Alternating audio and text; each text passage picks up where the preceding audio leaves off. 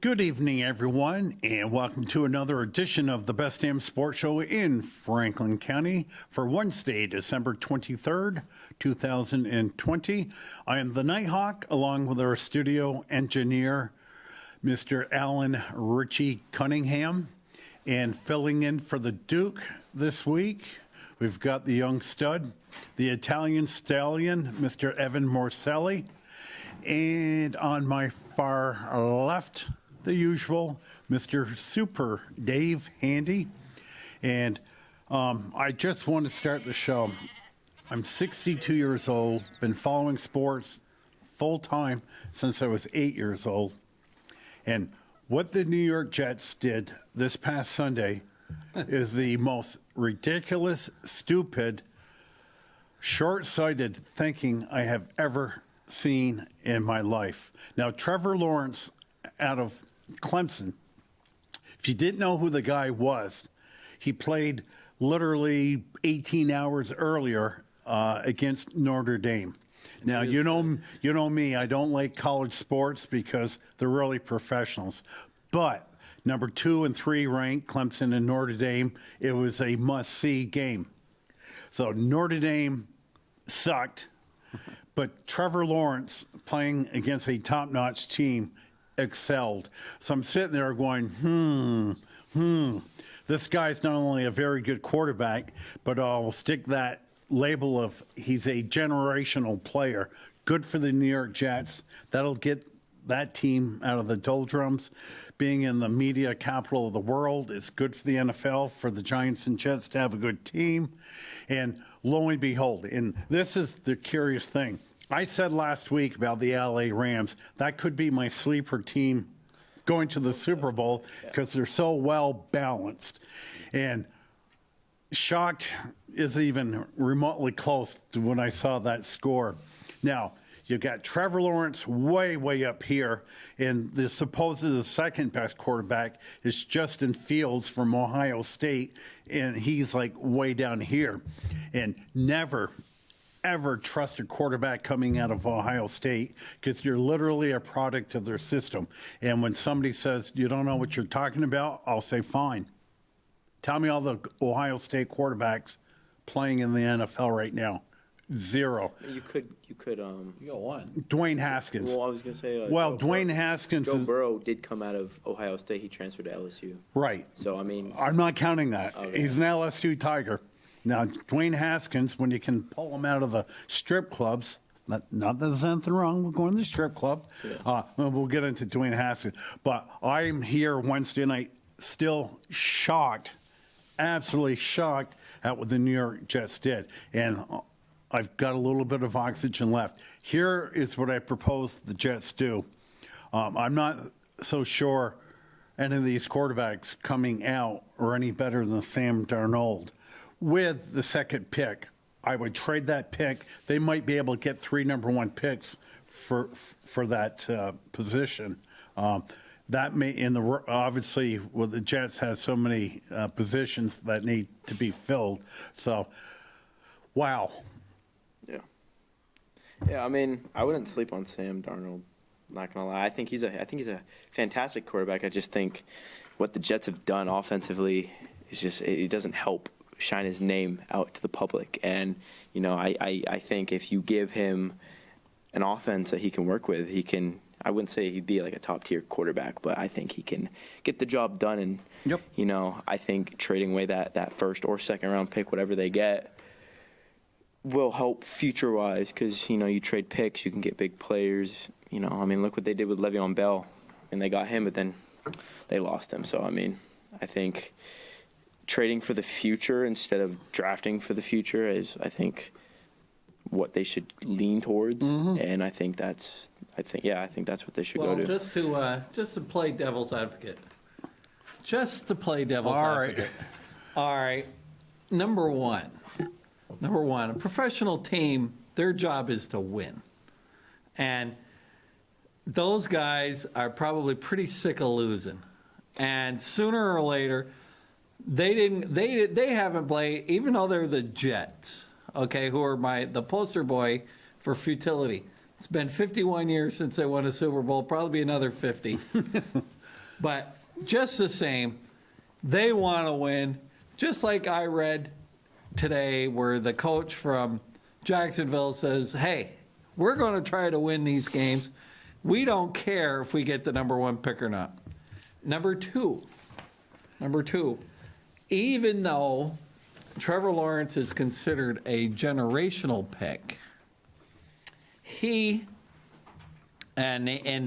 they're putting him in the same category as John Elway and Peyton Manning and surefire can't miss. Yep. You can still get a pretty good quarterback somewhere down the line. I don't remember on Franklin County's Best Sports Show that any of us were talking about Mahomes before he was drafted. I mean, he was so, and I would say Lamar Jackson as well. I mean, Lamar was in the bottom of the Lamar first or second Jackson round. was picked the very last pick by the Ravens. And I still don't think he's that good. I think he's an awfully good runner, but But he's I not that great concur a with passer. you yeah. on Pat Mahomes. He can scramble right out of the. Because when the Chiefs traded up to get him, or said, "Are you out of your effing mind?" Right. This guy, no, he'll never make it in the NFL. And just to throw a few other guys out there, Tom Brady was a 6th-round pick. Yep. And so Let me grab a call, David. Good evening. You're the first caller tonight on Franklin County's #1 sports show, the best damn sports show in Franklin County. Season greetings. Hey there, Mr. Nighthawk. Duke here, and thanks to Evan for jumping in. Sorry for my low profile, but hey, you're improving your demographic, so it's good that Evan jumped in. But anyway, good to see you guys. I have you in front of me on Mood. So I'm hearing David talk about Mr. Trevor Lawrence and nobody talking about Mahomes. Boy, David, Trevor Lawrence does look like the real deal. I mean, the Clemson's really put it to Notre Dame. I'm looking forward to a presumed another Alabama-Clemson game for the national championship, although I'm sure Ohio State is loving what Dabo Swinney. Didn't Dabo say that Ohio State was like the 11th best team in the country or something? He didn't exactly have high praise for the folks they're playing on January 1st. well, I'm going to tell you something. They didn't need to pick 4 teams. There's only 2 teams in college football. Seems like, and you must be a little bitter that your Aggies didn't get the number 4 spot or not. Well, they really weren't. They were really where they belong. I did a little bit of research. Notre Dame had a tougher schedule. A&M, albeit just playing 6 games. No. Notre Dame played 11 games. I know, but I'm saying Ohio State just played. Right. Yeah, but that wasn't their fault. Maybe you could make a case that the Aggies should have been ahead of Ohio State. I think Ohio State, had they played 10 games, they'd still be 10-0 or whatever they are. Ohio State is good. It's not their fault that Michigan is locked down and some of these other things. But if you compare A&M to Notre Dame has most all of the indicators go in their favor. So yeah, I guess so. What were they? Were 10-0 until Clemson beat them, I guess, in the ACC championship game. And I think, I guess they're legit. Of course, you hear the usual arguments from folks saying, "Hey, we got to have 8 teams," as if they had picked 8 teams, as if that would have stopped any controversy and stuff. No matter how many teams they throw in, they'll beat exactly. Some, Exactly. Yeah. But again, Clemson, Nighthawk, I wish you'd give. I don't think you give any attention to college football. You're missing some good stuff. The Alabama-Florida game for the SEC championship. What a track meet! It was a great game. You're missing some good stuff out there. I did watch the Notre Dame Clemson for the first game I watched. Now, the reason I would have watched Florida is to see Kyle Trask. Yeah, he's good. Their quarterback. Good. He'll be a mid-round, first-round pick. Potential going to the Patriots. They could probably use him. Supposedly, there's a quarterback from BYU. Yep, Baylor. Yep, he's like insane right now. Who stats. was Mahomes like, in a game the other night. Really? Yeah. Huh. Yeah, he had like two rushing touchdowns. He had like 3 normal Yeah, touchdowns. Zach Wilson from BYU was a low second-round pick coming into the season. He has escalated himself, and he played last night against, I think, Central Florida in a bowl game. Yeah.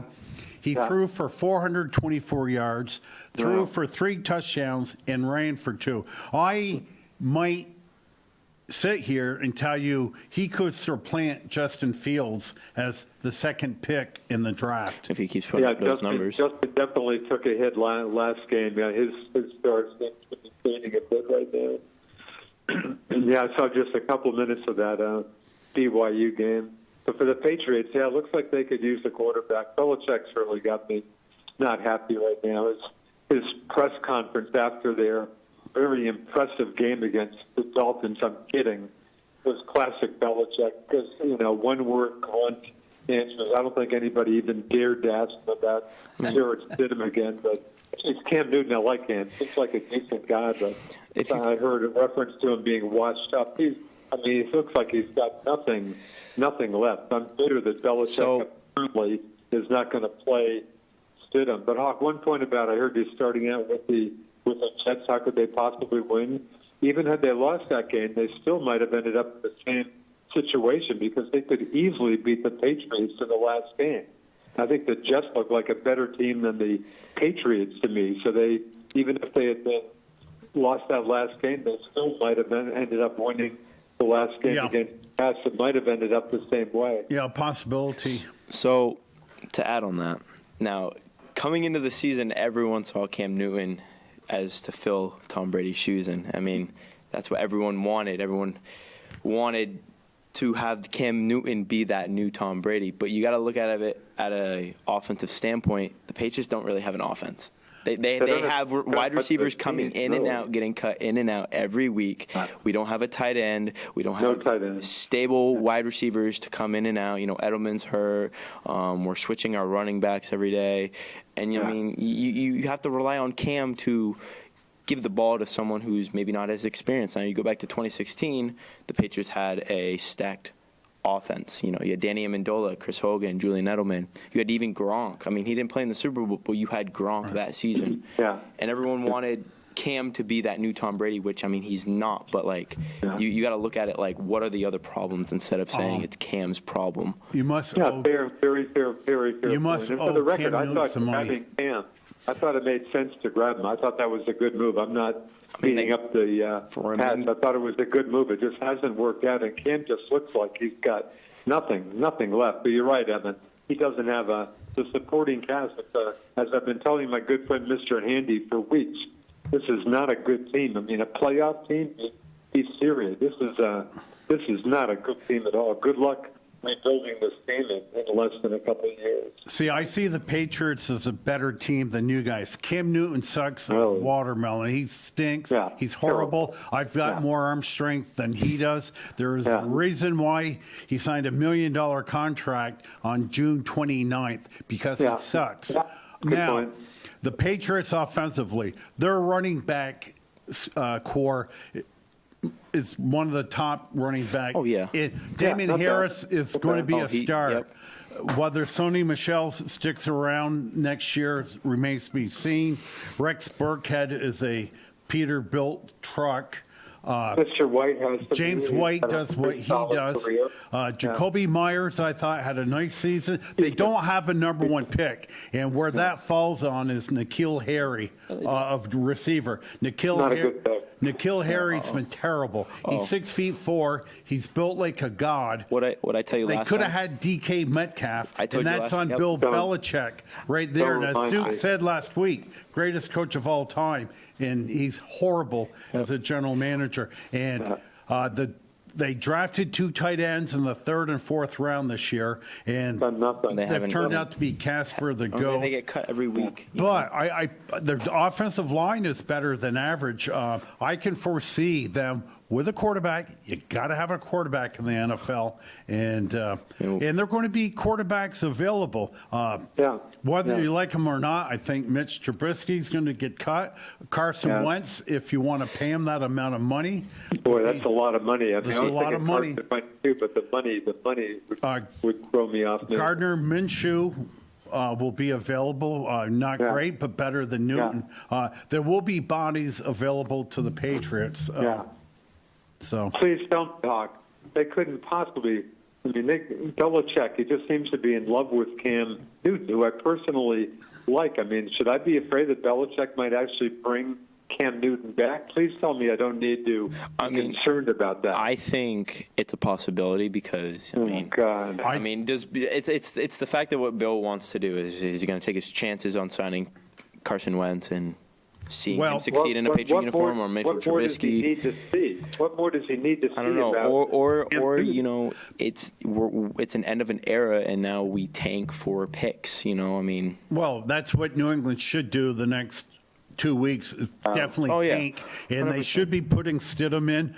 And the argument with him is Belichick's and McDaniel see him practice every day. If he was better than Newton, he'd be playing. But yesterday on WEEI, Lou Maroney said, "Hey, Bill, now that you're out of the playoffs, you know, would it make sense to put Stidham in there for the final 2 games so we can get a good look at him?" Belichick, it would make a ton of sense. It would make it so obvious, but Belichick is so freaking stubborn. I'm sure just because he's getting comments like that, he probably won't do it. Well, Belichick had 15 seconds of dead air before he replied to that question. But a couple weeks ago, he was asked, "Hey, Bill, what about putting Stidham in for a few games?" And again, I mentioned this last week and probably the week before.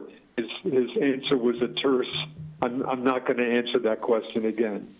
It's just so friggin' stubborn. Yeah. Now, if the Patriots do tank, this week they have Buffalo. They got Buffalo. They got, what's the Monday? We're losing. Bills are favored by 7, but a low line. Currently, right now, as we sit, the Pats have the 15th pick overall. They lose the next couple games, they'll move up 4 or 5 positions. And Trey Lance from North Dakota State, the alma mater of Carson Wentz, will be available to them. They have opportunities here to get a quarterback for next year. Do you think? They do, but do you think they're going to use that? I just don't know what to say. You think they're going to use that draft pick for like a wide receiver core? Because, right now Kyle Pitts is slated to go to the Patriots. Big tight end from Florida. I think he's going to go at least top 7. I think Pitts could move into the top 10. I agree. But there's a lot of wide receivers out there though that are really good. And the other thing is when you waste a first-round pick on a receiver, they turn into Odell Beckham. Yeah. Yep. Yeah, there's a lot of them out there that are really prima donnas. They're really awful. But then you got DK Metcalf. They did waste the pick on. He's a star in the making. But DK Metcalf was a second-round pick by the Seahawks. Second-round pick. Last time David's right. There was a plethora of great receivers coming out of the draft. Don't take a receiver in the first round. Last time I was here, I told you before the draft happened that day, on my draft pick, I had DK Metcalf going to the Patriots. Yeah. I had DK Metcalf, and we drafted N'Keal Harry, and I wasn't mad because I didn't know who this kid was. He could maybe Belichick saw something, but I had DK Metcalf. He was going to be our new wide receiver core. He's going to bring Brady back, and that's why Brady left, because you don't give him weapons to play with. You know, he's going to go to somewhere where there's weapons, like Tampa Bay. Now, made so much sense. I mean, why hang around for with Brady, maybe they win another game or two. Maybe they're marginal playoff team, but they're not a good team. I mean, that was a great move by him to go to a pretty decent team. Now, I'm going to be contrary again, my friend Richard. You're going to tell me you're going to really give good words to General Manager Belichick? I am. I'm going to tell you, number one, we talked about this last week. The Patriots have about, 5, 6, 7 starters on the COVID list that didn't play this year? Yep. They got a lot of good players. Well, are you saying players that opted out? Yeah, they had 5 or 6 or 7. So you add those guys in there, and let me tell you something about Belichick. When he gets a guy he goes for guys with brains. Yep. And he goes for guys that have character most of the time, with the exception of Aaron Hernandez. And a few others that he's tried to remold. Aaron Hernandez was a good player, not he. And those trades He for got Cam Newton, he drafted. what's that getting at? Well, Cam Newton, I think they took a flyer on Cam. Cam's problem is, I think he got hurt in the middle of the season. He just can't throw right now. And he's got a rib or a lat or something. Man, you're right, Hawk. He can't throw farther than I can. No. And they, which brings me back to something else. So I'm thinking this trend with running quarterbacks, I think the rule of the NFL has always been you don't want your quarterback to run because they get hurt in the NFL. It ain't college football. Just wait until Lamar Jackson gets hurt, though, and he'll prove that point. These guys, so you need a quarterback that can move, that's got nice feet, but you don't necessarily need him to run. Jones has been hurt the last couple of seasons. That when you get hit in the NFL, those guys play for real. But my feeling, David, about quarterbacks that run, it's their ace up their sleeve. That's part of their MO. That's what makes them great. Helps. If you tell Lamar Jackson don't run, then you have an average, mediocre quarterback at best. Daniel Jones, when he comes back, and he won't be running if he does come back the last couple of games. Well, if he of the year. can't run, But- they should just play Colt McCoy. Right. Hawk, would you Next guys- year, when he comes back, what excited me about Daniel Jones this year was certainly not his throwing. It was his running Yes, ability. the nice option. And willing to take a hit. Now, hopefully Jones will be there for the next dozen years, but if he gets hurt, next guy in, we draft a new quarterback. Guys, it's a new league with quarterbacks. It is, but they run. And, yeah, there's that danger of getting hit and getting But hurt. boy, they get hurt. You don't see. No, You- but what about Russell Wilson? Well, Russell Wilson does a fair amount of running. He seems to Yeah, stay but very you know healthy. what? You watch him, he's smart. Mahomes does some He running. runs when he needs to run. He doesn't run because he can't find someone open. Mahomes is the same way. What they do is they're sneaky about their running.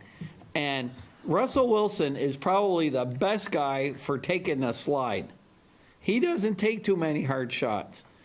Right, I agree, but there are some quarterbacks who do some decent running who survive, like Wilson and Mahomes will run once in a while when he has to. And when he has to. His physique, Daniel Jones, is about the size of linebackers anyways. Daniel Jones is mammoth. He's a well-constructed. But guys that run first, like all I can think of is RG3.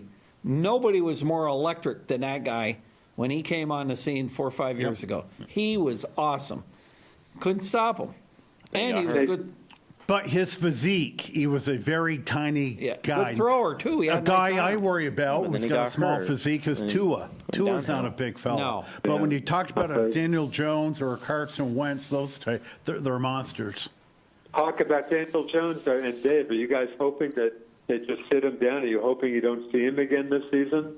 Well, if he's better, he got to play. But if he can't run, if They're he not clear right now. if he can't run, if he plays like he did 2 weeks ago, don't put that poor guy out there. He was a sitting duck. I would think you'd almost rather have him not play again. I mean, the season seems pretty lost. If the Giants don't have.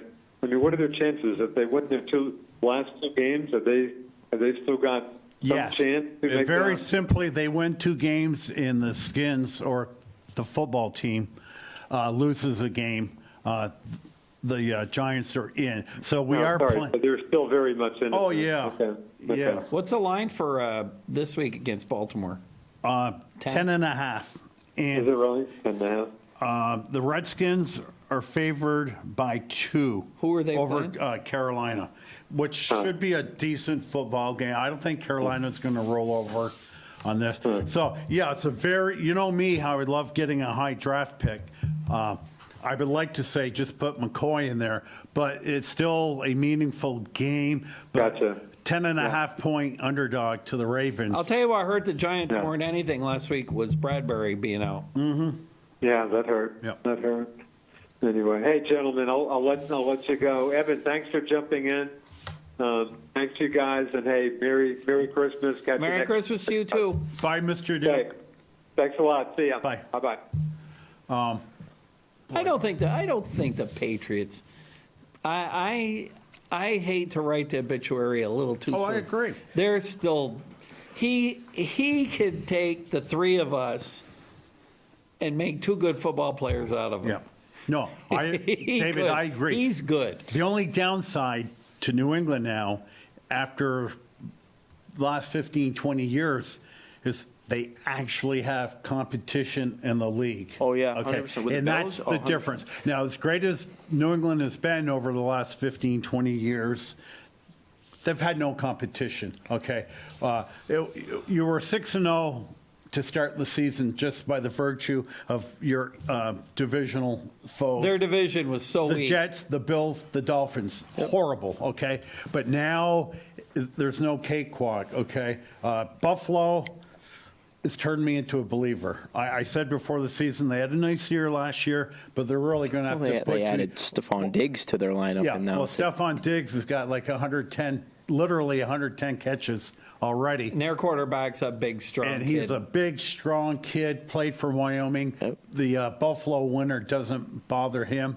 And Tua is playing well, not as good as. I think you add some, more weapons with Tua, Yep. like he had with was it Alabama he went Yep. to. I think he can bring the Dolphins to a Super Bowl, and I mean that by heart.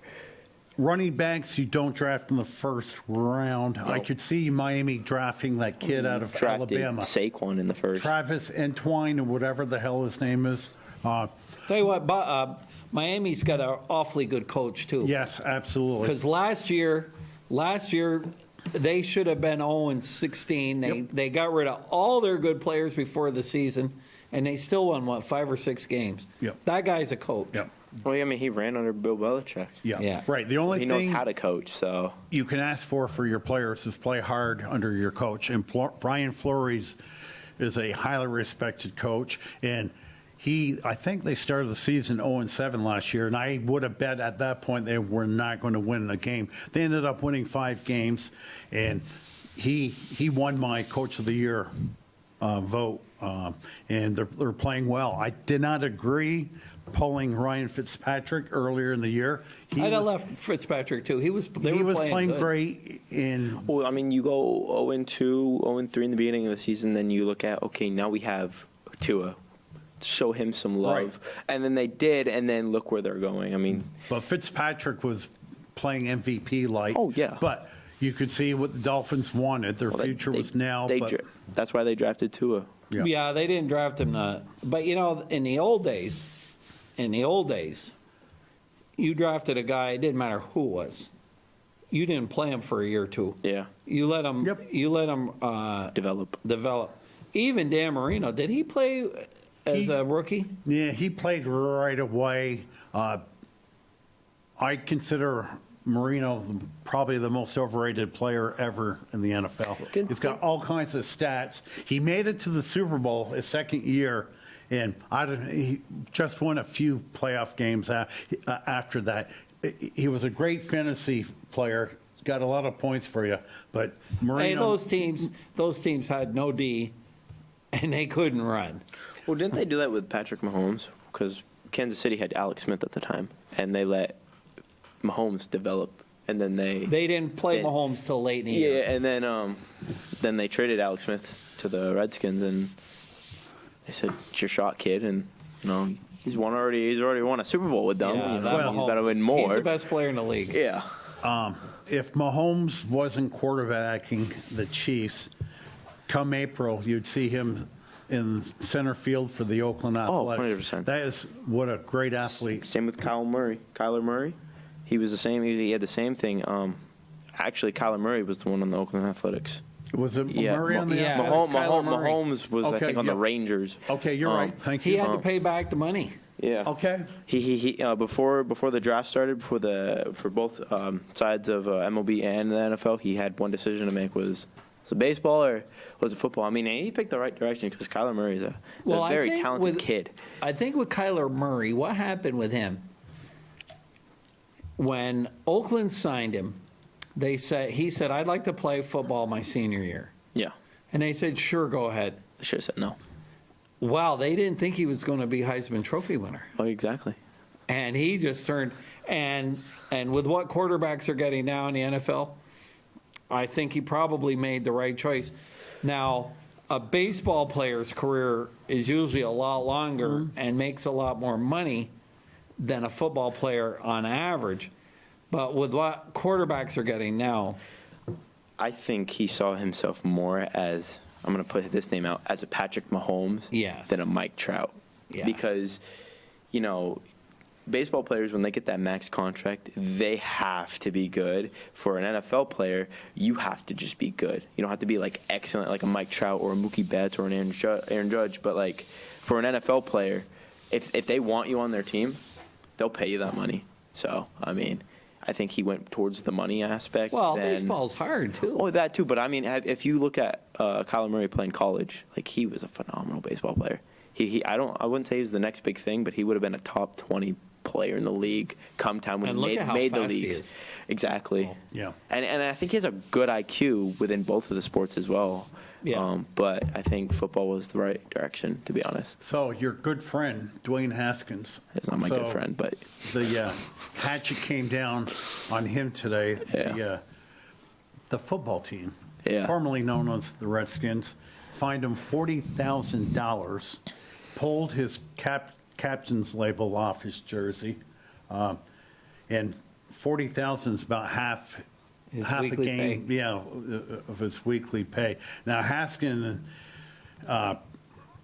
the word is he's very immature. Oh, yeah. Kind of a diva, and I don't even expect him on the team. He just wants to win, and then when they don't win, then he's a jerk. So here he is, maskless, at a strip club. Well, it was a birthday party. Is that what it was? It was a birthday party. And the other thing with Haskins, last year, to show you what a dope he is, last year at the end of the game, they had a game with somebody when he was playing. He'd already taken his stuff off and was in the stands fooling around, and they needed a quarterback to come in and do the kneel down for the last minute and a half, and they had to find somebody else to do it because he wasn't around. Now think about that. In an NFL team, your quarterback is too busy fooling around with people in the stands to be ready to do the victory formation at the end of the game. How much does that just drive a coach nuts? I'm so happy the Giants didn't select him, 'cause they got the right guy. Early going as Haskins was Well, earmarked. that's who they project. I mean, everyone projected the Giants to select him. Now, and then speaking of strip clubs, this came out at 5:30. The NBA has postponed tonight's game between the Rockets and Thunder. Yeah. This is an inauspicious start for the NBA season. Houston does not have 8 healthy players available for the game due to the COVID-related circumstances. James Harden violated the league's health and safety protocols by visiting a strip club, so he's unavailable, and multiple players are quarantining after rookie KJ Martin tested positive for the COVID-19. So I'm going to add on that. That is a way of saying trade me now. That he wants out of Houston. I've told all my friends the only way that he's going to win a championship is to leaving Houston. James Harden is not going to win a championship in Houston. He's tried with Chris Paul. He's tried before that. He's tried with Russell Westbrook. Nothing has worked. He's got to get out. He's got to go to a contending team. the word is he'll be gone by the first of the year. A, what has taken so long on this trade? B, where do you foresee him going? And C, there's banter that the Celtics trading Jaylen Brown, among others, could be one of the top teams to get Harden. So I'm going to touch on all of those. So the three teams that I see, I could say 4, but they're not really in that anymore. So you have the Nets, You have the Sixers, you have the Celtics. You possibly might have the Warriors because the Warriors have the pieces and the picks right now to just send it all over to get a top caliber player. Now with the Celtics, Jaylen Brown was in the mix. Marcus Smart was in the mix. I don't see the Celtics going for that because they're asking for a lot, and you don't know when he's going to retire. I would give You're not going to put Brown and their number one pick from last year, who's injured, Romeo Langford. Yeah, that depends. You don't know. I think they'd ask for a little bit more, maybe a couple draft picks with that. But I see him going to the Sixers. Now, For Ben Simmons. The Sixers say that they're not going to trade Ben Simmons or Joel Embiid, and I'm like, if you want James Harden, you're going to have to trade one of them. And I see Ben Simmons leaving, and here's why. You got a player who's so-and-so a point guard who plays like a power forward, a small forward. He can't shoot, but he can drive the paint. You have John Wall in the Rockets. That's your point guard. That's your shooter right now. You get Ben Simmons. The Rockets are still a good team.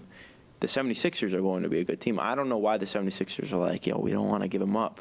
I don't see – Ben Simmons is a good player, but I think he's overrated. Is he I thought he was a 6'10" guy. Yeah, he's a point guard, though, but, he doesn't play like a point guard. He's 6'10", and he's a point guard? Yeah, he can't He can shoot. do everything except for shoot. He can't shoot. I think his rookie season, he shot 1 out of who knows how many from the field goal. Really? For the three-pointers. Yeah, and last year he had a couple threes just for shits and giggles, but now he's working on his shot, which I don't believe. And, I would trade him if I was the Sixers. You have Joel Embiid, top 3 center in the league.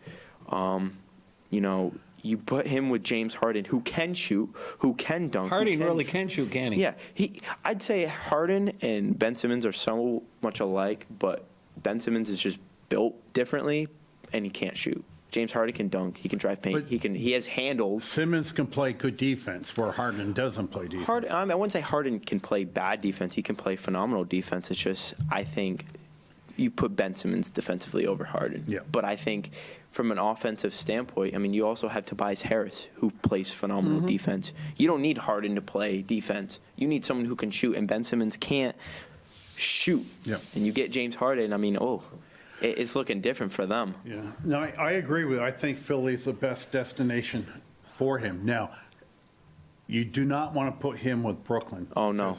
I'm telling you right now, I think Brooklyn will win the East this year. Kevin Durant looks better today than he ever has before. And him and Kyrie playing together, they destroyed the Celtics last week in exhibition, which means nothing. But they opened the season last night. Now to touch on against Golden State, and they absolutely obliterated. Well, Golden State doesn't also have Klay Thompson. They only have Steph right now, who's only and Kelly Oubre. Who had a nice dunk on KD, but the Rockets said that they're not trading Harden to the Nets unless they get Kyrie or KD out of the deal. So they're going to get – so I don't see him going to the Nets because of that. But I see the 76ers, all right, here, have Ben Simmons, give me Harden. And then the deal goes down. The Nets – they look nasty, yes. They're loaded. Oh, yeah, okay. I know.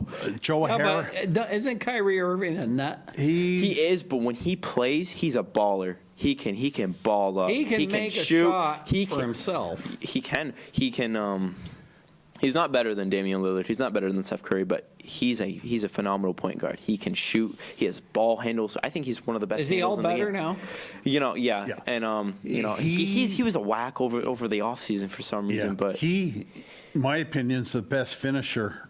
Oh yeah, 100%. If we're going by point guards, I think Steph has won it. Right. But Irving is a great player. Would you want him to marry your daughter? No. I don't think so. No. But the guy is somewhat unhinged. I was a little hurt when he left Boston because I didn't like who he was as a person, but I liked him as a ball player, if that makes sense. I liked how he played and how he won us games. We needed to develop Jason Tatum, Jaylen Brown, and all those players to become that team we were, and that's why Kyrie left, because he didn't see that. But that's what happened the second year with Tatum is Irving retarded his growth because he's a ball hog, okay?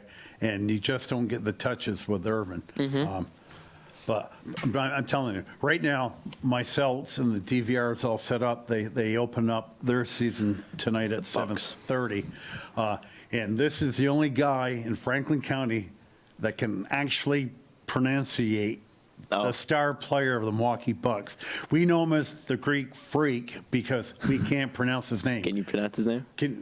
Giannopoulos or something? Giannis Antetokounmpo. No. Giannis Antetokounmpo. Antetokounmpo. I can't. So, big time game tonight, Yeah. and that's going to be I have it a close game, and I have the Celtics beating them in the fourth quarter. I think it's going to be back and forth, like we saw in the playoffs last year with Miami, but Miami ended up winning every fourth quarter. I feel like that's going to be us this year. I feel like we're going to go back and forth with Giannis. He's going to get tired. They're going to sub him out. Then we're going to just take over. And our subs this year, our draft picks this year, Yeah. Aaron Nesmith, that guy out of Oregon, Peyton Pritchard. Peyton can ball. Oh, He can shoot. is going to become the darling of the NBA. I think people slept on him because he was from like Oregon. He wasn't from He a played top for pass. Oregon. He came out as a senior. He was a Pac-12 Player of the Year. And I said on the show last week, seems like Jason Tatum's been on the Celtics forever. Yeah. Pritchard is actually 2 months older Yep. than Tatum. Now, I know David's not an NBA kind of guy. No, I'm not. I love listening because I mostly have nothing to watch. I would rather watch an old Seinfeld than watch an NBA game. Yeah. But Why I is love that though? Why is that though? Is it is just it's boring Well, to you know what? I'm spoiled. Oh, okay. I'm spoiled because when the COVID hit, they were playing all the old Celtics versus the Lakers. Yeah. Celtics with Larry Bird. Celtics and that basketball was so good I wish I was alive for that era. I'm that serious. this basketball that they're playing today is such an inferior grade of basketball. Not that the guys aren't skilled; they're terrifically skilled. If you think about it, back in the day, that was talent. Nowadays, it's you train for that talent. Some people were like, I wouldn't say naturally born with it, but they could just do it naturally. Now you gotta practice for that But talent. the problem with today's NBA, and a few years ago, back in the heyday of the Golden State Warriors, yeah. one pass, they get to the three-point line, the ball's up, and it just was. I like passing the rock around, having plays. When we were playing back in the dark ages, the whole idea was to move the ball around and get it to your big guys down low, and it was all a power game. Yep. And today's basketball, number one, it's either a dunk or a three. Yeah. They can't shoot a 15-footer. No. Well, I mean, some players can now. You look at like Steph Curry. Right. He can. But the funny thing, Evan, is the guy that does have the mid-range shot, they always say, oh, Evan Morselli's got a nice mid-range shot. Yeah. Simply because there's so few people that actually shoot that shot. Now, as David said, back in the dark ages, it was getting the ball into the center. And when I was watching, to me, it was too center dominated. Yeah. If you didn't have a good center, you didn't have a chance to win the trophy. Well, that's Look why at they came Shaquille out with a O'Neal, three-point And Kobe line. that's Bryant. why they came out with a three-point line. And I said, oh, my God, beautiful. This will spread the ball around. I didn't expect that the three-point shot would dominate the game. And like you said earlier, and they say it so many times, it's this guy can do everything, but he doesn't have a three-point shot. If you look back in the day, you think of the Lakers. Who do you think? You think of Magic Johnson, Kareem Worthy. Abdul-Jabbar, or Kobe and Shaq. That was the center and their shooter. You don't think about anyone else. You just think of those two because But you either even give it to them for a dunk Before or a Kobe shot. was there, their power forward was James Worthy. Yeah. Tough, mean guy underneath the basket. Good, It was a good whole player. different kind of game than it is today. And they finished the fast breaks with dunks. Yeah. They didn't finish the fast break with a three-point shot. But they moved the ball. Magic Johnson was a great passer. Bird, McHale, Parrish, those guys are just so good. You know, I've said this before. I blame, you know who ruined basketball? Michael Jordan. Why is that? And I'll tell you why. Because before Michael Jordan came along, it was all about the teams. The Yeah. Celtics, the Lakers, the Sixers. Then all of a sudden, Michael Jordan comes around. It's all about Michael. But I mean, he was the next big prodigy. That's the Oh, thing. he was great. And then, so they started marketing Michael. Because it brought in money and fans. Oh, that's why. absolutely. And then the next big thing was Shaq.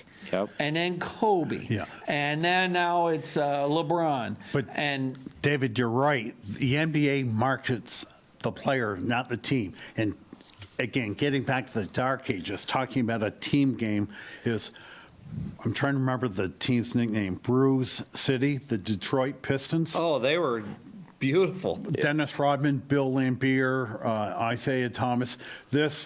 Mean team. Mean role players. They wouldn't care who you were. They'd body you left and right. You know what the other thing is I've noticed is they don't play as rough. No. Well, because there's so many rules nowadays. Back in the day, they didn't have as many fouls. Oh, now man, there's a certain thing you do, that's a foul. Yeah. And same with football, too. They don't let them play anymore. No, football's really Yeah, and I agree with you. Sissified. During the NBA, they call See, everything. The rules were established because of the Pistons, because of that team, because they were a mean and dominant team. Now, before we move on, how do you feel about Aaron Nesmith? Do you think we stole him in the draft? Because I feel like that was a steal for us. He was projected to go like number 8, number 7, number 9, and he fell to us at 14. It was 14, and Jay Billis, and I'm not going to sit here and proclaim myself an expert on college basketball because, like my good friend David here, Yeah. we detest D1 basketball. The Dukes, the Kentuckys of the world, the one and dones have destroyed the game of college basketball. However, Jay Billis, a former Dookie who's an analyst on ESPN, he said, and I respect him, and I quote, he is the best outside shooter in the whole draft, bar none. He replaces Gordon Hayward. Now, if let's say you go for James Harden, you have a little replacement from Jaylen Brown. He's not Jaylen Brown. But he can shoot. He's a forward. Jaylen Brown right now is playing the guard because we don't really have a guard, and Jaylen's he's a forward. What happened to what's his name? The guard came from Carolina. Kemba. He's injured right now. Is he all done for the year too? No. He's I suspect mid-season. He's coming back closer to February 1st. Yeah. Oh, yeah. And me thinks we got damaged goods in that trade. He was great the first couple months, but his knee wasn't 100% at that time, and he stunk during the playoffs. Yeah, that's why he didn't play good in the playoffs. Now, I felt like we were the better team than Miami. If we played 100% and we didn't because of injuries and, Tell you what, been there, bad knees, you can't play basketball on bad knees. No. On a bad leg in general. It's just that, the leg is the whole support. I guess you could say it with any sport, but with like basketball, it's like the main. One thing with basketball, unlike other sports where you can maybe experience your way through, with basketball, no matter how smart you are, if the guy's faster and he can jump over you, they leave you right in the dust. Oh, yeah, 100%. But at football, there's a lot of technique. Like, look how many offensive linemen play to their late 30s. Oh, yeah. Or you look at baseball. Look how you got pitchers hanging around for years because they learn how to do things. That's also depending on the position you play, because you don't see a 40-year-old running back. So, I guess you could say like a couple of them may go to their 40s, but not everyone. Like O lineman, D lineman, they will because it's an easy position. With basketball, it's back and forth, back and forth, back you're and forth. constantly cutting. So you're not going to have an like what LeBron is doing, like his age and his skill right now. Yeah, I wouldn't say he's in his prime, but he's still in a good age of his career. And he just won championships You look with at LA. LeBron, and I don't like the guy personally, but I respect him as what he's As a player. accomplished. He has burnt a lot of tread on his tires. Oh, yeah. Coming out of high school and instant star, all the pressure always on LeBron. I don't think anybody in the career has had as much pressure on him as LeBron has. I'll tell you what, you could take LeBron and the three of us and still get to the NBA Finals. Yep. Yeah. He is that good. Yeah. Well, he brought Cleveland with No one. I couldn't Nothing. name anyone on that roster. Nothing. He still lost, but he still brought them. He won the East out of it. Now They won the. when he they came won back. that championship, he had Kyrie on his the first team. time around. He had Kyrie on his team. He had, J.R. Smith. He had Tristan Thompson. He had Kevin Love. That was a good team. I'm talking about when KD and Steph swept them. Right. They had no one on that team, but LeBron still won the East out of it. He beat the Celtics with no one. And you also look at baseball. Most older baseball players are just hitters, like DH. You don't see like a shortstop go past his 35s, to be honest. No. Like what Jeter did was amazing, but then he called it quits because he knew. And really, Jeter was compromised. He wasn't. His last 2-3 years was more of a farewell tour. Oh, 100%. Yeah. Evan, let me ask you, who is the greatest basketball player of all time? It generally lies between Jordan and LeBron. I think because of the LeBron and Michael debate is hard because they've both done the same stuff, but they've also done different things. I think Michael was the better player. Michael, in that era of basketball, it was a tough era. It was hard. Michael has won more championships. I know LeBron has been to more finals, but LeBron hasn't won more championships. I feel like winning a championship and completing the goal of the season is what makes you great. You can't, let's say you go to 11 finals and you lose all 11. Are you great? You could be, but you're not going to be looked at as a great because you didn't win any. Michael his percentage of winning in the finals is more. Let's put it that way. To your point from a few minutes ago about LeBron not having anyone, Michael Jordan had Hall of Famer Scottie Pippen with him. Yeah. Okay, that's a pretty good sidekick he had with him. And the other players like Steve Kerr, he always had some really nice players. You could also look at the Miami era with LeBron. He had Wade, he Right. had Chris Bosh. He That had was he had a stacked team. Right, for that two was of them. a stacked team, and they won one or two championships. They won two, and then LeBron won one. with Cleveland. One with Cleveland and one with LA. I know I said he didn't have anyone on Cleveland, but I mean, if he at least won a single game, we could be talking differently. But he didn't win a single game with that team, and he went to the finals with Cleveland before he went to Miami as well, and they lost. Yeah. But again, he did win a title with Cleveland when he came back after his tenure in Miami. So, Let me tell you, that was a great finals as well. Well, I don't know. I don't know if you say LeBron is better than Michael. I still think They are 100% both. they're top two really, players really in the good. league, that have ever played in the league. I think if I was picking a team, I'd take Bird and Magic Johnson.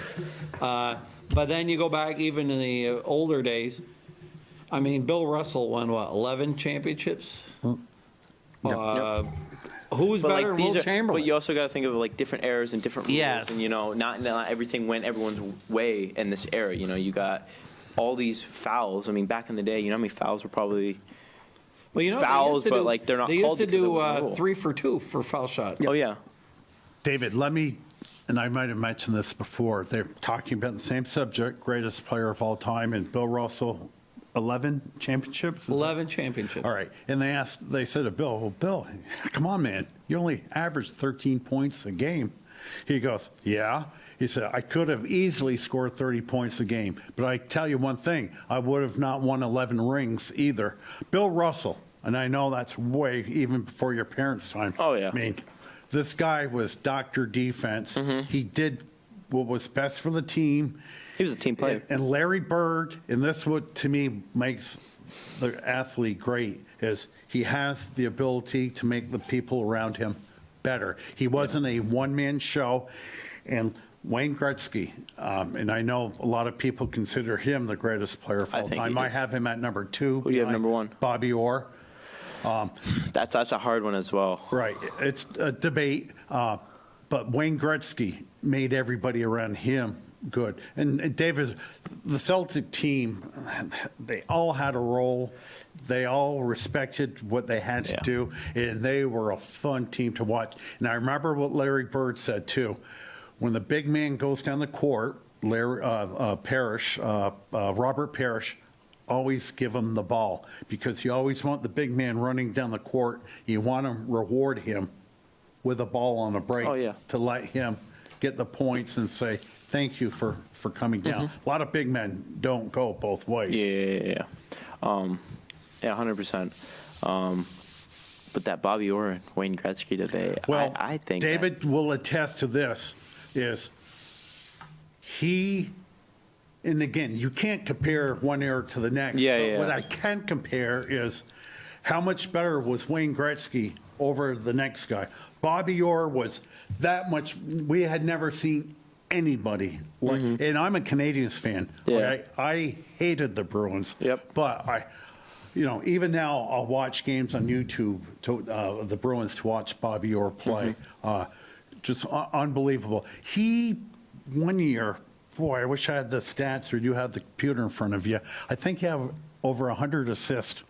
He did. One year. Oh, yeah. And I think he had 1 year, maybe 48 goals. I mean, this guy was phenomenal. And when Gretzky was playing, and I certainly would never downplay anything, but you also had guys like Mario Lemieux playing in that era. Oh, Lemieux was a phenomenal player for the Lemieux Penguins. was considered a top 5 all-time player, and Lemieux might have even been better. He had a ton of injuries during the career. If you take away the injuries, he could have even been better than Gretzky. Well, Gretzky was the only guy with 200 points, though. Yeah, but like you look at Lemieux, like what he did with the Penguins.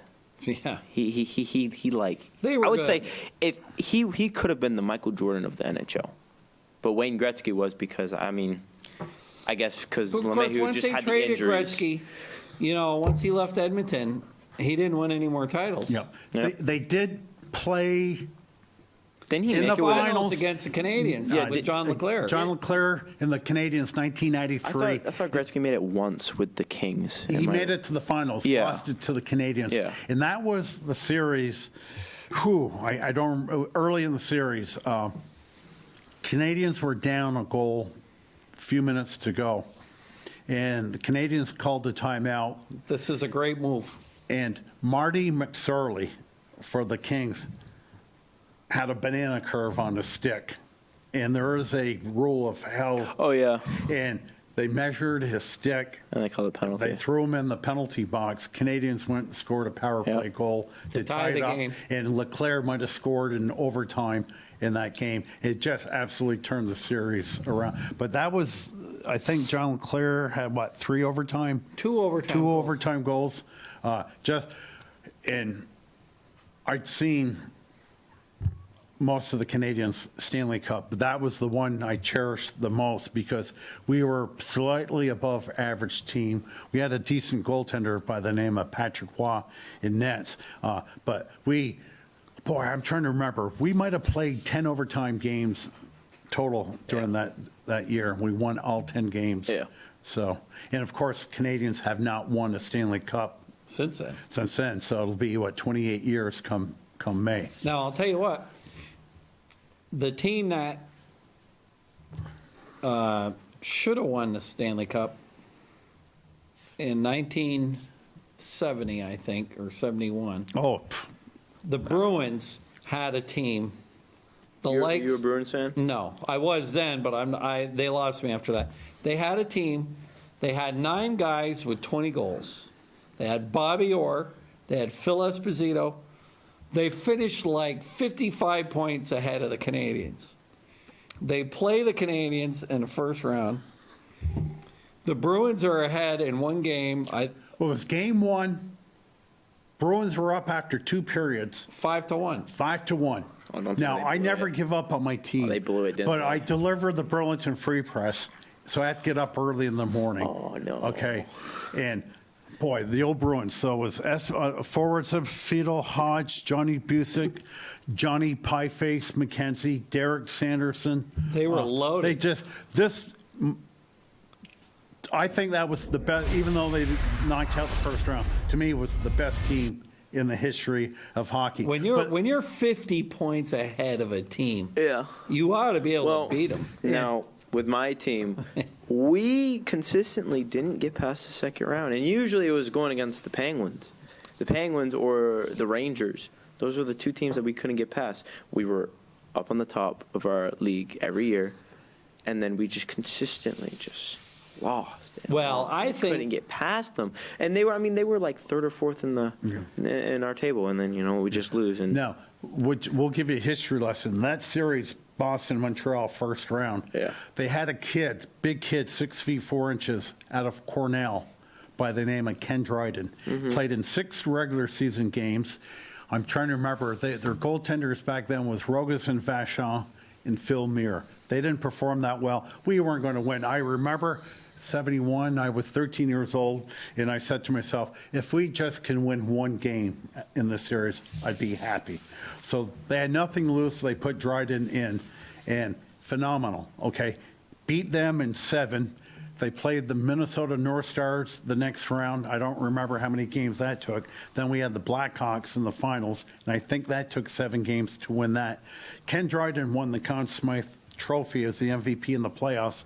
Following year, still a rookie, because he only played 6 games, won the Calder Trophy as Rookie of the Year. That's how unique that story is. That was just something I said to Fixes in. I said, I'm never rooting for the Bruins again. I said, there's no way they can lose to the Canadians. And do you have a fan or team now? Are you?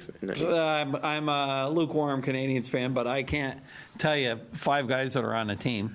So this is a good segue into the NHL upcoming hockey season. They finally resolved all their issues, I think, yesterday or the day before. You got 54 games season? 56 game season. They open up January 13th. Yep. Season will end May 8th. That's when that's my birthday. And the playoffs will start May 11th. Now, as you know, David, I always go on vacation right after tax season, okay? I need to exhale.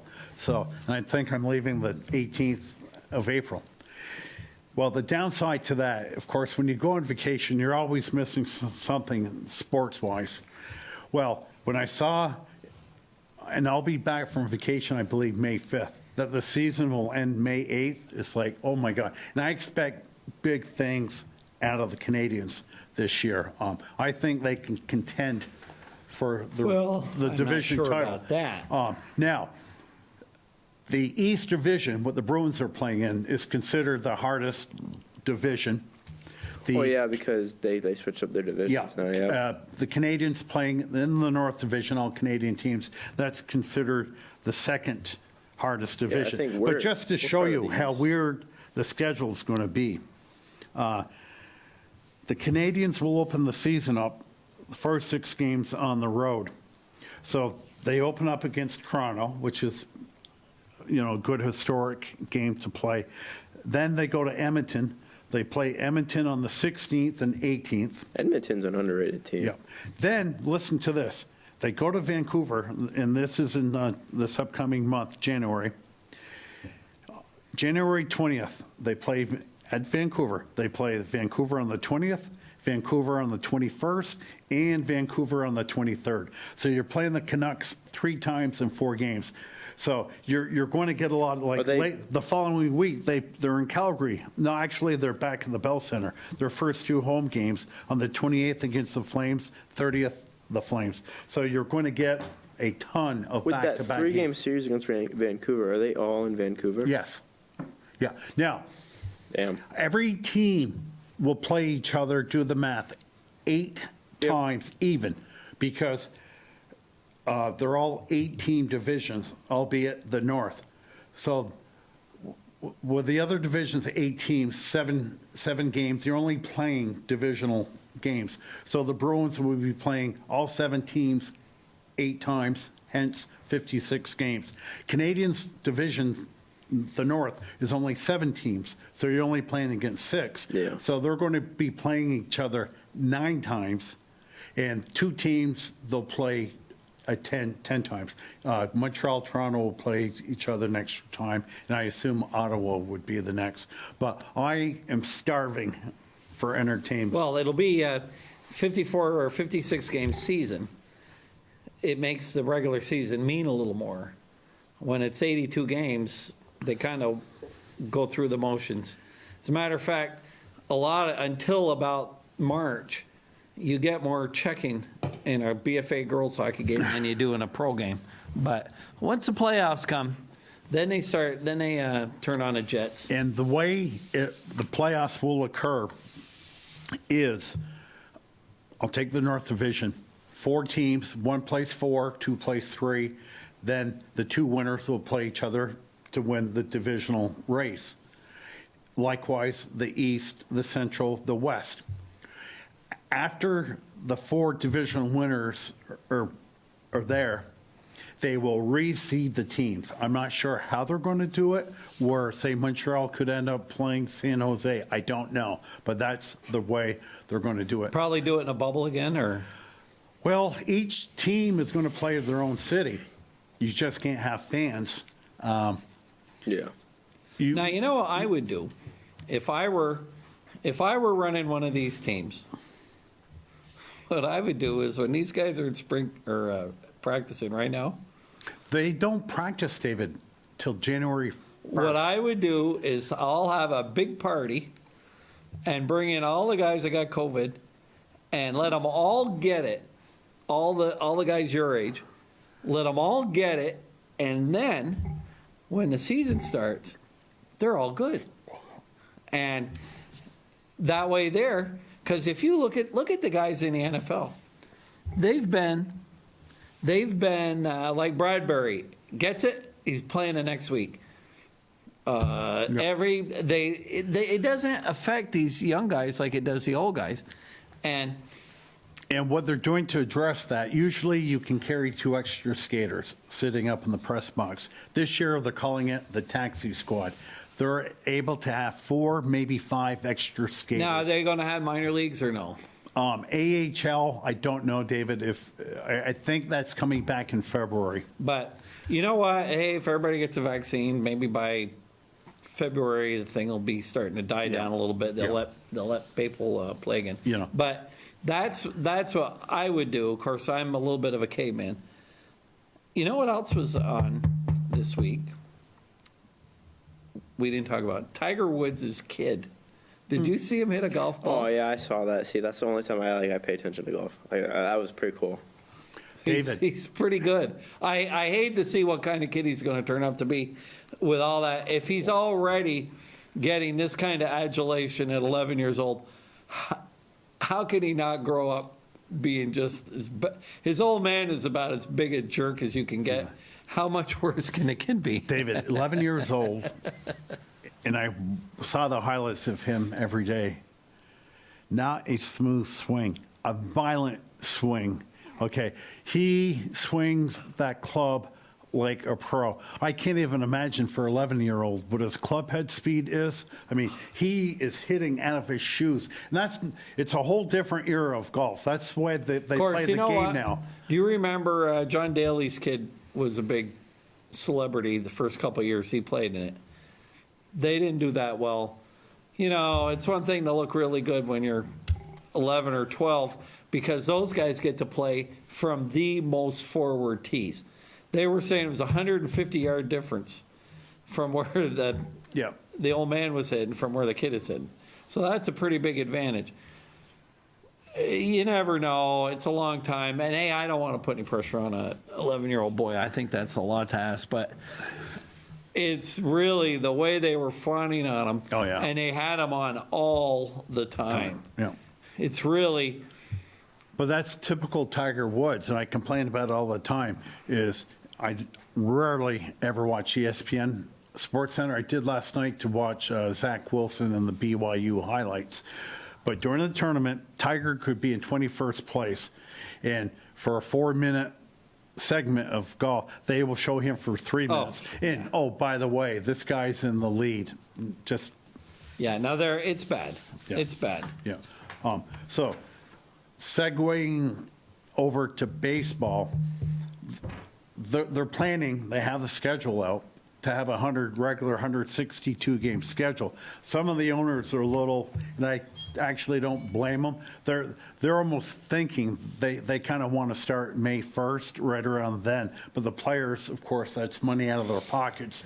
You know, they want to go full steam ahead. I think what we saw last, I guess you could say last season, was a great representation of what the future could look like with the sport. Now, I know some teams got COVID, but that's also at a time where like COVID was going actually like everywhere.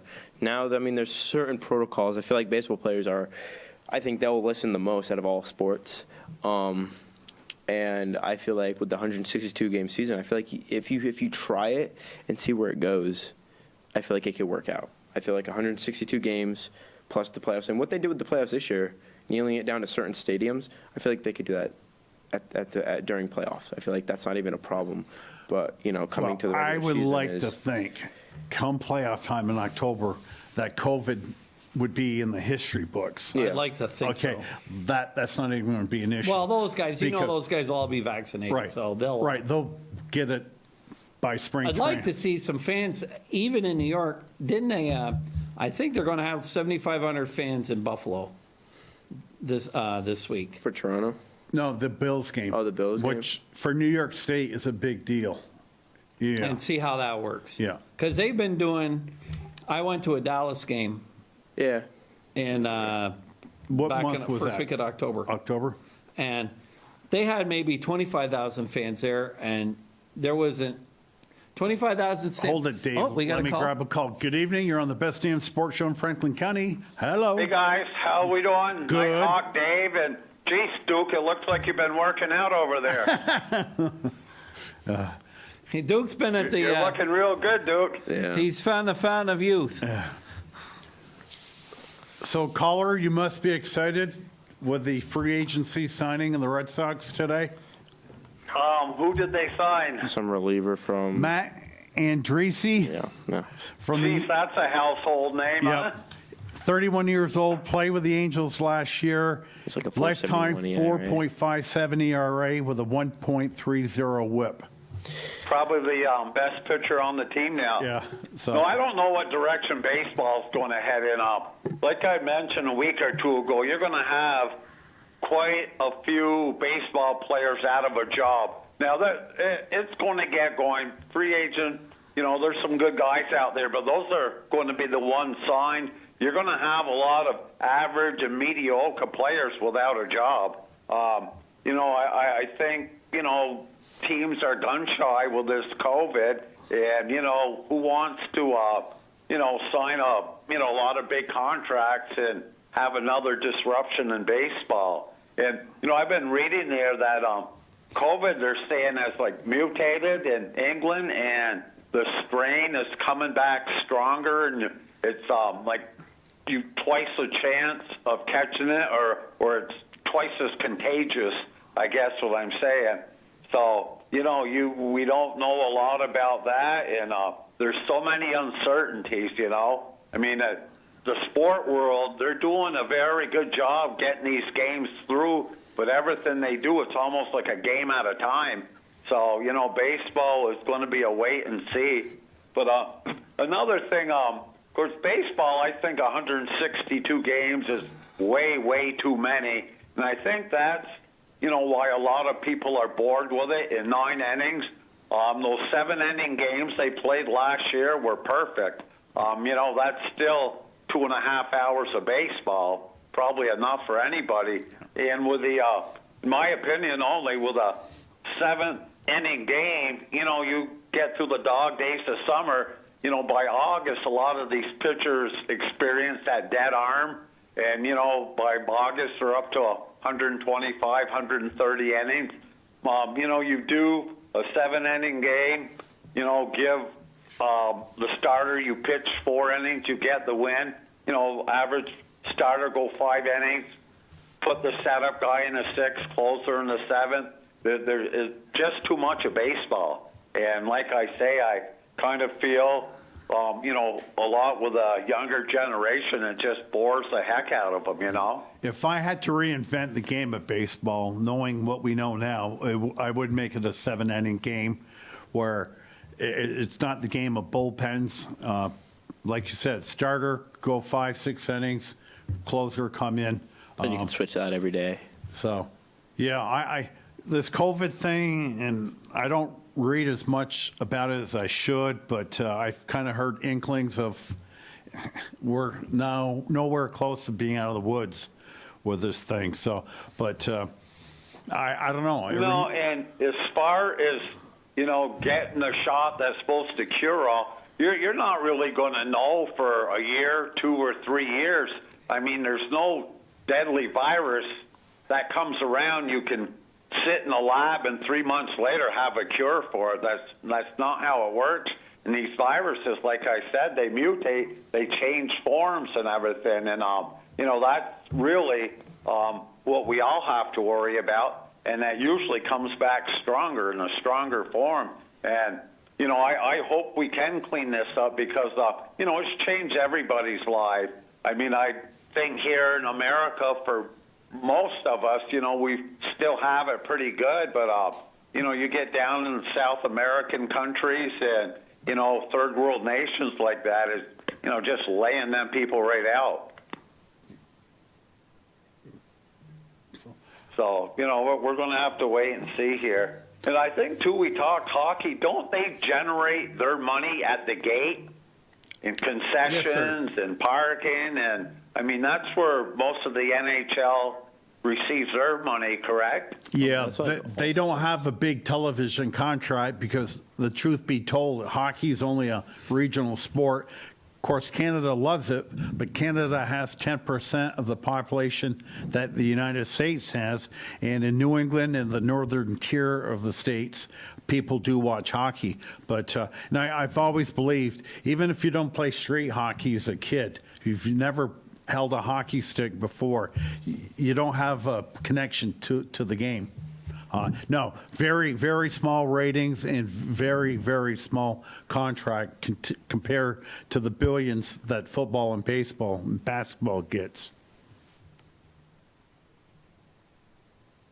Now, when it gets down to Stanley Cup time, is it going to be the winner from the U.S. playing the winner from Canada?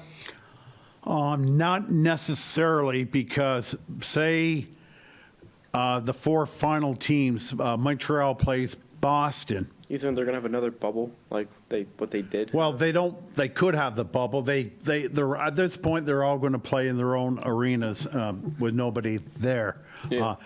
I think it would be nice for the Canadian team to get into the finals. And we talked about the '93 Canadians winning. That's the last time a Canadian team has been in the finals. So it'll be 27 years. And with the season getting started mid-January, the playoffs will end July 15th. I mean, it's going to be 92 degrees out, and they expect people to stay inside and watch hockey. Yeah, they had all of the sports. I mean, like with baseball, I bet you the owners would like it about a 30-game schedule. Because if you're going to have to pay these guys for 162 games and you aren't going to have fans, they're going to lose their shirt. Absolutely. Yeah. How do we feel about the Indian name change? Boy, I noticed one thing watching football without the crowd making noise, or no lack of a crowd, I guess. When these guys are hitting each other, you can hear the helmet to helmet. You can hear the shoulder pads to shoulder pad, and certainly the vocabulary they use, during this. But you get a lot more of sound effect of the game and not the fans. It's pretty cool. Now, caller, I want to shift gears here. I gave some nice words to your team, the LA Rams, last week, denoting that they could be the sleeper team. I like how well balanced they are. How in the world? And they lost their home field advantage due to this loss to the Jets. How do you lose to the Jets? Boy, I don't know. That was a very good question you're asking. I'm still mystified. I think it's one of those things, you go in there, you're kind of looking over the Jets, and you're looking at the Seahawks for the following week, and, before you know it, you're behind 14-0, and, you're just kind of waiting for your team to pull ahead, and it, never happens. We just got outplayed. we looked, like I said, like we were waiting for something to happen, and the Jets, these guys were pumped, high-fiving each other. They were the better team for sure. And their quarterback, Darnold, there, I would hang on to him. He looked pretty good. Now, say if the Rams would have beat him and they would, get this kid out of Clemson, I think you'd be looking at the same thing. They'd kill that kid. You need an offensive line to protect your quarterback. When you have no offensive line, no quarterback looks good. Yeah. So I think, they should trade down, get a handful of picks, build a big line for Darnold, and, audition him the next couple years. See what he's really made of. Half of these quarterbacks that come up, they come up quick. They go to terrible teams, and, they get their butts thrown around the first 2-3 years, and, until they put good players around them. So, we'll see what happens here. But the Jets are in bigger needs than a quarterback, and I think they have a good quarterback. Yeah. And their defense is, I wouldn't say they're a big defense, but they got a nice defense. Yeah. No, I know Evan and I agree with you is if you can put a line in front of Darnold, he was picked third overall for a reason. You get weapons. And as I said, Jesus Christ couldn't play quarterback behind the Jets line. Yeah. No, definitely. Because that second overall pick. That second overall pick is worth at least 3 number 1 picks. They still could get the number 1 pick, though. They right, could. If. But, Yeah. Yeah, I'd and they still have trade some him. free agent money. I read this one piece where they talked about getting Elliott over there for a running back because the Cowboys are going to be in a dilemma with their salary cap. Prescott still hasn't got paid. He wants like $40 million a year. Between him and Zeke Elliott, half of the cap is between those guys, and basically Dallas needs a whole new defense. Yep. Their offense is not their problem. I mean, they're behind 14-0 the first quarter every game. So, they're going to have to spend money on the other side of the ball. You subscribe to my theory with running backs. They're a dime a dozen. Look what Tony Pollard did the other night for the Cowboys when he ran for 100 yards. It's all about having a good offensive line. We moaned and groaned with Saquon Barkley getting injured again this year, but Wayne Gallman Jr. has done a really nice job. It's all about the line. It's that simple. And if you remember, the old St. Louis Rams used to have a great line. The Cowboys today, in the last 15 years, have always had their attention first to their offensive line. And I remember when they drafted Trevor Frederick out of Wisconsin, they had like the 28th pick. This is about a dozen years ago. Played center, and they lambasted Jerry Jones. How stupid are you to draft a center in the first round? Well, Frederick retired this past season, and he's a guaranteed first ballot Hall of Famer. I don't care what position you play on the line. You go out and grab them. Oh, without a doubt. I mean, you got to have that big offensive line, no doubt. One thing too, the Jets have 2 first-round picks this year too. So that if they could, do a little, like I say, bargaining, gambling, and something, and come up with a handful of picks. Who knows? Next year maybe they can win 5 ball games. And kind of get them going in the right direction. Maybe they could do a Herschel Walker. Yeah, just say the Patriots want that second pick. They would get the Patriots pick, which probably will be around number 12. Then they can get the Patriots pick in 2021 and 2022. The Jets can just really rebuild this team quickly. I mean, even if the Patriots, if that were to happen, I mean, then the Patriots solve their QB problem. Yeah. You get Justin Fields from Ohio or vice versa. I mean, it depends which one goes first, because beginning of the year, that was the question: who's going to go number 1, Trevor Lawrence or Justin Fields? I mean, right now it's looking like Trevor Lawrence, but breath of fresh air seeing a young man like you knowing the sports and being so sharp. You're one of a kind, I think. How old are you? I'm 18. 18? Yeah. Well, God bless you. I'll tell you, you're the next generation So, keep up on the sports and you'll be a leader. In another 40 years, he can be here holding the fort down. That's right. Exactly. Thank you. I'll let you guys go, and Merry Christmas to all of you, and You too. you guys do a great show. Merry Thank you. Christmas to you, too. Now, our engineer, Richie Cunningham, wanted me to explain the NFL playoffs this year. And what they did smartly, they added an additional wild card team. So each conference now has 7 teams in the playoffs. The best team with the best record will have the first week bye. Then it simply goes to 2 plays 7, 3 plays 6, 4 plays 5. And that's the way I hope they will continue that in the future. I never believed of 2 teams having a bye the first week. So it's that simple. Now, David, a question for you. Very few things shock me in this world. When Evan Ingram was named Pro Bowl player, tight end of the Giants, I said, I've seen every snap this guy's ever played. His contract is up. I think they could pick up an option year for next season. And I'm saying, no. And Bradbury, deservingly, their corner, gets picked, and Evan Ingram.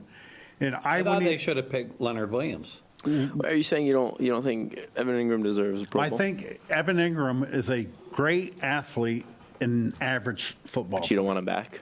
Not at the price he'll probably ask, because, again, we're a bad team, okay? Yeah. We are what the record says, and I thought we've had some progression this year. The defense certainly has played much better. Daniel Jones, okay, injured again this year, 5 touchdown passes, 6 interceptions. Compared to last year, what got us so excited, in 12 games last year, had 24 touchdown passes, 12 interceptions. I almost think we've taken a step backwards this year. Well, our receivers are bad. They're like the Patriots. They can't get open. We need a number 1 receiver, and the pundits have the Giants taking a receiver the first pick overall. Now, let me ask you quickly. I think Odell Beckham will be let go by the Brownies. I'm sure he would love to come back to the Giants. Do you take him back? Never. I don't think he's going back. I don't even think he wants to go back. I think he wants to be on a team that's going to guarantee him that Super Bowl. He's on a good team. He's on a good I know, team but now. like right now, like I see him going into the playoffs far, but I don't see him going to the Super Well, Bowl. he's not I don't playing. I know that, but I know Baker Mayfield, and I feel like he's just going to choke it in the playoffs. Well, he may very well be, but let me say this. Connect the dots. When did the Browns really take off? After he got injured. Beckham got injured, Yep. okay? Well, because Beckham was their number 1 option, and when you don't have your number 1 option, you see other options out there, and then you become a team instead of that Here's one. what happened. Instead of having him bitching and moaning coming back to the huddle, they said, you know what? I've got Nick Chubb behind me and Kareem Hunt, 2 really nice, and they're doing it the old-fashioned way. They're not depending. Baker's turned himself into a very nice game manager, and there's nothing wrong with that. Nighthawk has an expression, addition by subtraction. Yep. Well, another thing is when you have a star player like Odell get injured, your whole plans for the future, like week by week, your whole game plan changes. You got to go you got to run new players now, new plays. You got to fix the problem of not having that star player. And I mean, the Browns have done that. He's Odell Beckham. I lost all regard for him after that Josh Norman game. Yep. About 3-4 years ago. Yep. When he had that game, he was right out of his head with Josh Norman. Oh, yeah. So that rivalry, was it. one-on-one. I've got 1 minute left. I watched UVM hockey. They were on Nesson over the weekend. And stink. Woo! They smell like a baby diaper. They lost to Amherst, which is ranked 10th in the country. Very good team. They lost Saturday night 4-0, 15 shots on net. They lost Sunday night 4-1, 18 shots on net. The new coach, Todd Woodcroft, we're going to have to give him a He's going to need a little rope. 'cause lot of rope. He didn't come in with the cupboards full. No, and UVM Basketball was on ESPN3 yesterday, which you go into your remote control, you get them. It's not like regular TV. You can't pause it, rewind. It is what it is. It's live, and they ended up losing to Lowell the first game, and then they beat them yesterday in the second game to start season 1-1. That's it. We have talked. We have done 90 minutes. That concludes the show. For our engineer, Richie Cunningham, for Super Dave, for the Stallion here, Evan Morselli, I'm the Nighthawk. Till next week, everyone, remember, you don't have to be a great athlete to be a good sport. And I wish you and all a very Merry Christmas. Merry Christmas. Good night.